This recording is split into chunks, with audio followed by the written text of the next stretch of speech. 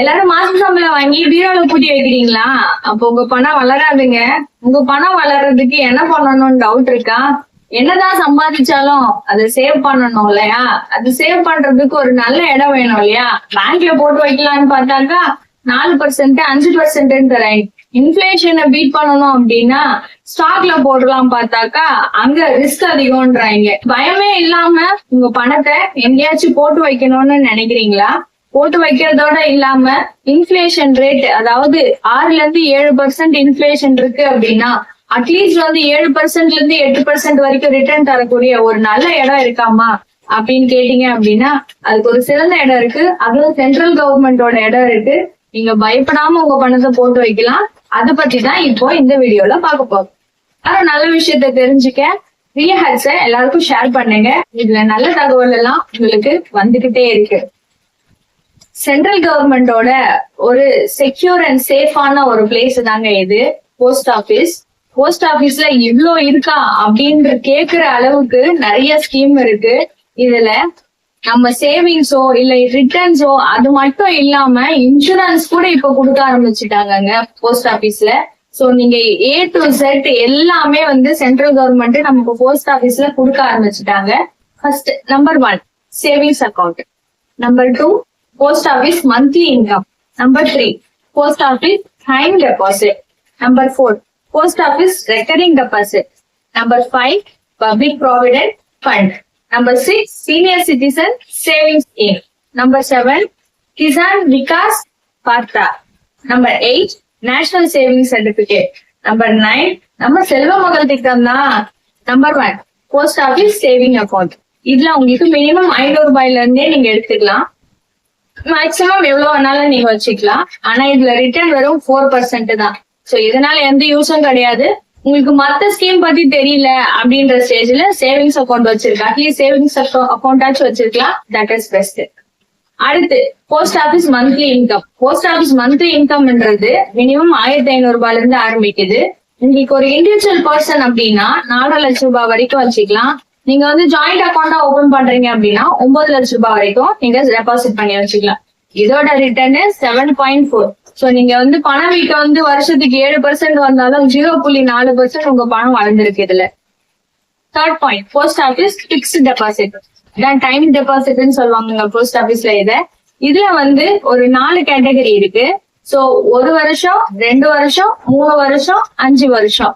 So இதுல ஏதாவது ஒரு வருஷத்தை நீங்க சூஸ் பண்ணிக்கலாம். சோ வருஷத்துக்கு ஏற்ற மாதிரி உங்களுக்கு இன்ட்ரெஸ்ட் ரேட் ரிட்டர்ன் கிடைக்கும். நீங்க 1 வருஷம் சூஸ் பண்றீங்க அப்படின்னா 6.9 இருந்து 7% வரைக்கும். இதுவே நீங்க 2 இயர்ஸ் யூஸ் பண்றீங்க, இது நான் இதுல சொல்ற டீடைல் எல்லாமே 0.1 or 2% வேரி ஆகும். சோ ஏன்னா நான் எடுக்கும் போது இருந்த பாயிண்டும் நீங்க போகும்போது இருக்கிறதும் 0.1, 0.2 வேரி ஆகும். சரிங்களா? 2 இயர்ஸ் எடுக்கிறீங்க அப்படின்னா 7% வரும். 3 இயர்ஸ் அப்படின்னா 7.2% வரும். 5 இயர்ஸ் எடுக்கிறீங்க அப்படின்னா 7.5% வரும். சோ இப்ப இதுல மினிமமா நீங்க எவ்வளவு போடணும்ன்றது இருக்கும் இல்லையா? சோ 200 ரூபாயில இருந்தே நீங்க ஸ்டார்ட் பண்ணிக்கலாம். இந்த டென்யூர் பிளெக்சிபிள் தான். நீங்க எது வேணா சூஸ் பண்ணிக்கலாம். 1 இல்ல 2 இல்ல 3 இல்ல 5 எப்படி வேணா சூஸ் பண்ணிக்கலாம். அடுத்து ரெக்கரிங் டெபாசிட். நேம்லயே தெரியலையா? Recurring deposit. டைம் டெபாசிட்னா என்ன பண்ணுவீங்க? ஒரு டைம் போட்டுட்டு அதுல இருந்து உங்களுக்கு இன்ட்ரெஸ்ட் வரும். இதுல ரெக்கரிங் என்ன அப்படின்னா மாசம் மாசம் ஒரு பர்டிகுலர் அமௌண்ட் பே பண்ணுவீங்க. சோ இது மினிமம் 5 இயர்ஸ் இருக்கு. சோ நீங்க 100 ருபீஸ்ல இருந்து ஸ்டார்ட் பண்ணிக்கலாம். இது ஒரு மாசம் 100ல ஸ்டார்ட் பண்றீங்க அப்படின்னா அதே 100 தான் நீங்க 5 வருஷத்துக்கும் கட்டுவீங்க.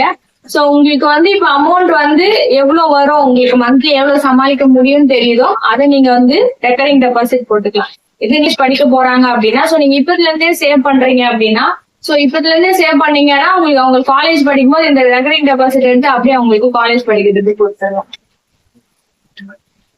Point number 5 PPF. பிபிஎஃப்னாலும் செல்வ மகன் சேமிப்பு திட்டம்னாலும் ஒண்ணுதாங்க. ஏன்னா பெண்ணுக்கு தனியா இருக்கு. பெண் குழந்தைங்க வச்சிருக்கீங்க அப்படின்னா அவங்களுக்கு தனியா இருக்கு ஸ்கீம், செல்வ மகள் சேமிப்பு திட்டம் சொல்லிட்டு. அதை பத்தி பின்னாடி பார்க்கலாம். ஆனா பசங்களுக்கு எதுவுமே இல்லையா? ஆண் குழந்தை வச்சுங்க, அவங்களுக்கு என்னால சேவ் பண்ண முடியாதா ஒரு நல்ல ரிட்டர்ன்ல அப்படின்னு கேக்குறீங்க அப்படின்னா அப்ப அதுக்குதான் பிபிஎஃப் இருக்கு, பப்ளிக் ப்ராவிடென்ட் ஃபண்ட். சோ இதுல 7.1% வரைக்கும் உங்களுக்கு ரிட்டர்ன் இருக்கு. மந்த்லி அதாவது நீங்க வந்து மந்த்லி பே பண்ணிக்கலாம், இயருக்கு ஒன் டைம் எடுத்து போய் கட்டிக்கலாம். இது 80C கீழே வந்து நீங்க கிளைம் பண்ணிக்கலாம். இது வந்து ஒரு லாங் டேர்ம் இன்வெஸ்ட்மெண்ட். 15 வருஷத்துக்கு வந்து நீங்க இதை வந்து கட்டிட்டு வரணும். மினிமம் 500 ரூபாய் நீங்க கட்டலாம். ஆனா மேக்ஸிமம் 1.5 லட்சம் ரூபாய் வரைக்கும் தான். அந்த 1.5 லட்சம் ரூபாய் தான் நீங்க டாக்ஸபிள் பர்சனா இருக்கீங்க, டாக்ஸ் பண்ற பர்சனா இருக்கீங்க அப்படின்னா சோ நீங்க 80C கீழே இதை கிளைம் பண்ணிக்கலாம். அடுத்து சீனியர் சிட்டிசனுக்கான ஒரு ஸ்கீம். 60+ இயர்ஸா இருந்தீங்க அப்படின்னா உங்களுக்கு இந்த ஸ்கீம் எலிஜிபிள்.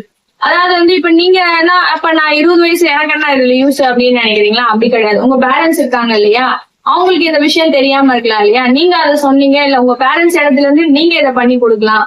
உங்க தாத்தா பாட்டி இருப்பாங்க, எல்லாருமே இருப்பாங்க இல்லையா, உங்க கொல்லிக்கு இருப்பாங்க, உங்க வீட்டுல யாராவது மத்த ஃபேமிலி ஃப்ரெண்ட்ஸ் அந்த மாதிரி இருக்காங்க அப்படின்னா அவங்களுக்கு நீங்க இதை ஷேர் பண்ணலாம். சோ இது வந்து சீனியர் சிட்டிசன் சேவிங் ஸ்கீம்ல வந்து 8%. சோ இது வரைக்கும் பார்த்ததுல மேக்சிமம் பர்சன்ட் எதுக்குன்னா சீனியர் சிட்டிசனுக்கு தான் கொடுக்குறாங்க. சோ ஆனா இதுல வந்து மினிமம் 1000 ரூபாயில இருந்து 15 லட்சம் வரைக்கும் நீங்க வந்து இதுல வந்து மெயின்டைன் பண்ணிக்கலாம். அடுத்து வந்து கிசான் விகாஸ் பத்ரா. கிசான் விகாஸ் பத்ரால வந்து இது வந்து 5.5 வருஷம். கிசான் விகாஸ் பத்ரால வந்து 7.7% ரிட்டர்ன் கிடைக்கும். இன்ட்ரெஸ்ட் வந்து காம்பவுண்ட் ஆகும். குவார்டர்லிக்கு வந்து காம்பவுண்ட், அதாவது குவார்டர்லினா வருஷத்துக்கு 12 மாசம்னா குவார்டரா பிரிச்சோம் அப்படின்னா 3 மாசத்துக்கு ஒரு வாட்டி உங்களுக்கு இன்ட்ரெஸ்ட் வந்து காம்பவுண்டிங் ஆகும். சோ இதுல வந்து மினிமம் நீங்க 1000 ரூபாயில இருந்தே நீங்க வந்து சேவ் பண்ணிக்கலாம். Point number 8, national saving certificate, NSC அப்படின்னு சொல்லுவாங்க. இதுல ரிட்டர்ன் வந்து 7.7% வரைக்கும் தராங்க. நீங்க மினிமம் 100 ரூபாயில இருந்தே அதை ஸ்டார்ட் பண்ணலாம். ஆனா 5 வருஷத்துக்கு இதை நீங்க வச்சிருக்கணும்.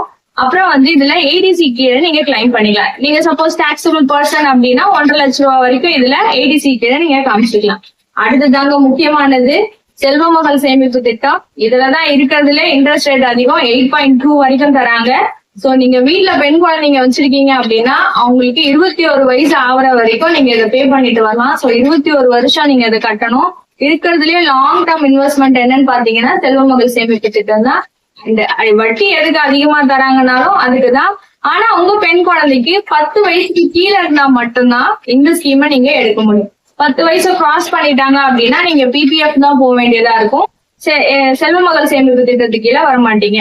வந்து 250 ரூபாயில இருந்து 1.5 லட்சம் ரூபாய் வரைக்கும் வரலாம். 80Cலயும் காமிச்சிக்கலாம்.